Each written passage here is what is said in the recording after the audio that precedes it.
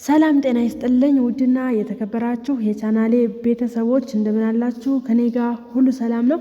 ለዚህ ቻናል አዲስ የሆናችሁ ላይክ፣ ሸር፣ ሰብስክራይብ እያደረጋችሁ ቻናሌን ተቀላቀሉ። ሀሳብ አስተያየት ካላችሁ ኮሜንት ላይ አስቀምጡልኝ።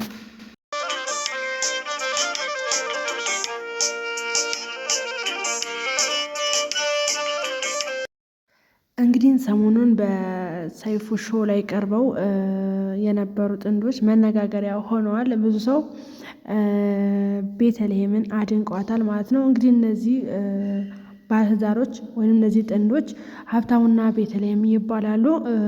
የአንድ ልጅ እናትና አባት ናቸው።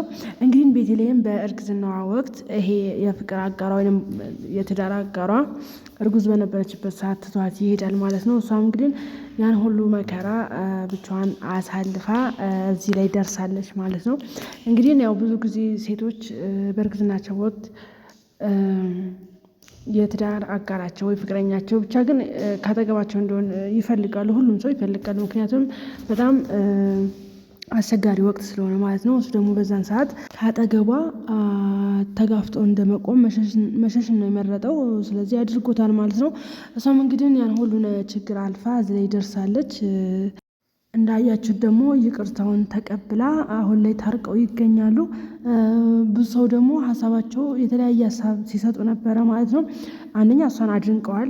በጣም ጎበዝ ናት፣ በጣም ጀግና ናት። በዚህ ሰዓት የሚፋታ ነው እንጂ እንደዚህ የሚታረቅ የለም። ትዳር በጣም በትንሹ ታውቃላችሁ፣ መረጃውን አዲስ አበባ ነው ያለው፣ በክፍለ ሀገርም ያለውን ታውቃላችሁ። ከሚጋቡት ይልቅ የሚፋቱት ይበልጣልና በዚህ ሰዓት ለነሱም እንደዚህም ደግሞ ለልጃቸው ሲባል መታረቃቸው አሪፍ ነው ብለዋል ማለት ነው። እውነት ነው። ታውቃላችሁ ብዙ ልጆች በእናትና አባት አለመግባባት ፍቅር አጥተው ያድጋሉ። ወይ እናትየው ጋር ሆነው ወይም ደግሞ አባትየው ጋር ብቻ ሆነው የእናት ወይም የአባት ፍቅር ሳያገኙ ብዙ ልጆች ይኖራሉ ማለት ነው። እንግዲህ እሷ ይህን ሁሉ ለማስቀረት ይቅርታውን ተቀብላለች። እንደገና ደግሞ ይዋደዳሉ። በነገራችን ላይ ለልጇ ብቻ ሳይሆን የታረቀችው በጣም ነው የምትወደው። እሱም ደግሞ እንደዛው። እሱ ደግሞ መምጣት ያልቻለበት ምክንያት አስቀምጧል። በጣም ችግር ላይ እንደነበረ ምንም ይዞ መምጣት አለመቻሉ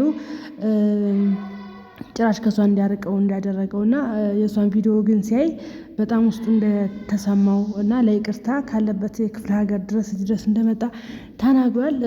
አንዳንድ ሰው ደግሞ ግን ያው ብዙ ሰው የእኛ ሰዎች ሀሳባችን አንድ አይደለም እና አንዳንድ ሰው ደግሞ ምንድነው ሲላት የነበረው መታረቅ አልነበረባትም።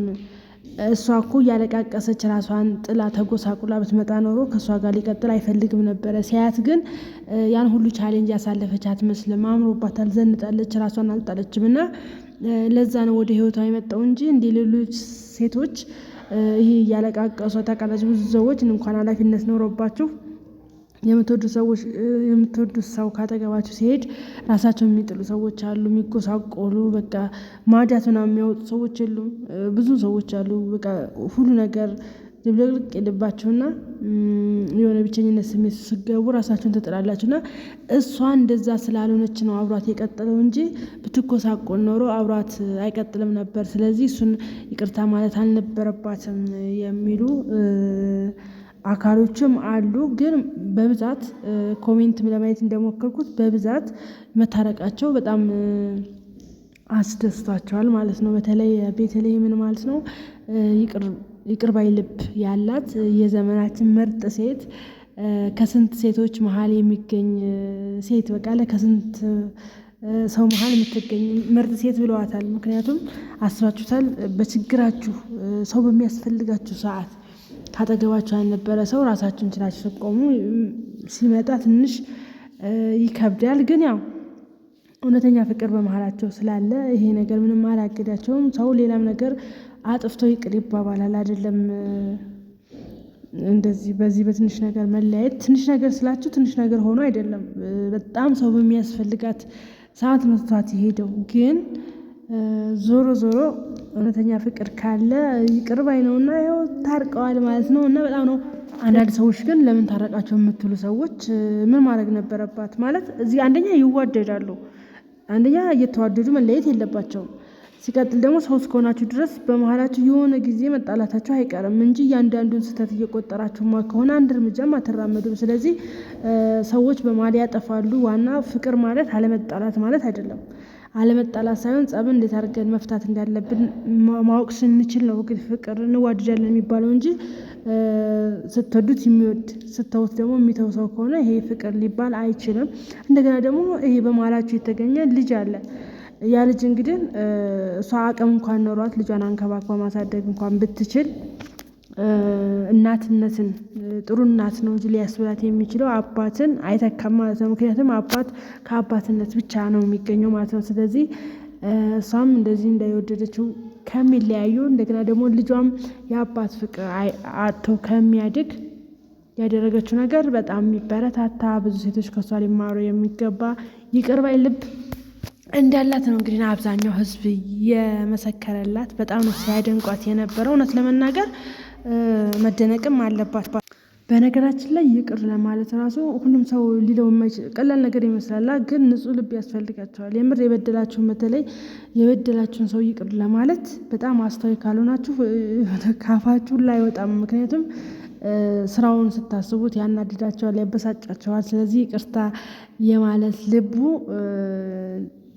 አይመጣላችሁም። ስለዚህ ለዛም ነው ቤተልሔምን ብዙ ሰው ሲያሞግሳት ሲያደንቃት የነበረው ማለት ነው። ሁላችሁም እንደዚህ ይቅር ባይ ልብ ይኑረን። ምክንያቱም ያው ግድ ነው። ይቅር ባይ ልብ ሲኖራችሁ ፈጣሪ ራሱ ይቅር ይላችኋል። እና እሷ ይቅር በማለቷ አንደኛ የምትወደውን ሰው ዳግመኛ ከአጠገቧ እንዲሆን እድል ሰጠችው ማለት ነው። ሁለተኛ ደግሞ ልጇ የአባት ፍቅር ከማጣት በሁለቱም ፍቅር በእንክብካቤ እንዲያድግ አድርገዋለች ማለት ነው። ስለዚህ ሁላችሁም ከዚች ከእህታችን ከቤተልሔም ብዙ ትምህርት ትወስዳላችሁ ብዬ አስባለሁ። አንዳንድ ሰዎች በትንሽ ነገር እንኮራረፍና ከዛ ያን ሰው እየወደድ ነው እንኳን ይቅርታ ከሱ ይምጣ ያ ሰው ደግሞ ከሱ አይምጣ ስትባባሉ በመሀል ተራርቃችሁ ትቀራላችሁ ማለት ነው። ስለዚህ አንደኛችሁ ደፍራችሁ ይቅርታን ብታደርጉ ህይወታችሁ የተስተካከለ ይሆናል ማለት ነው። እና ብዙ ጊዜ የታችሁ ከሆነ በትንሽ ጸብ ግን ለረጅም ዓመት የሚኮራረፉ ሰዎች አሉ። ምክንያቱም እልህ የሚባል ነገር አለ።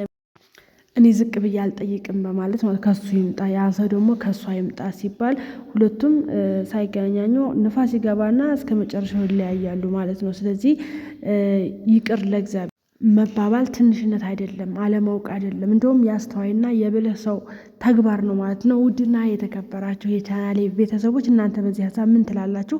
ሀሳባችሁን ኮሜንት ላይ አስቀምጡልኝ። ይቅርታ ማንንም ጎድቶ አያውቅም። በደልንም ተበደልንም ይቅር ስንል የሆነ ለራሳችን ቅለል የሚል ነገር አለ። ስለዚህ ይቅርታን ለማድረግ ከዛ ሰው አጠብቁ፣ ራሳችሁ ቀድማችሁ በሉ ማለት ነው። በድላችሁም ተበድላችሁም ቢሆን በቃ ይቅርታ ለማለት ሞክሩ። ምክንያቱም ይቅርታ ማድረግ ለራስ ነው ማለት ነው። ውድና የተከበራችሁ የቻናል ቤተሰቦች ስለነበረን ቆይታ አመሰግናለሁ። ለዚህ ቻናል አዲስ የሆናችሁ ላይክ፣ ሸር፣ ሰብስክራይብ እያደረጋችሁ ቻናሌን ተቀላቀሉ። ሀሳብ አስተያየት ካላችሁ ኮሜንት ላይ አስቀምጡልኝ። ቀጣይ በሌላ ቪዲዮ እስከምንገናኝ ቻው፣ ደህና ሁኑ።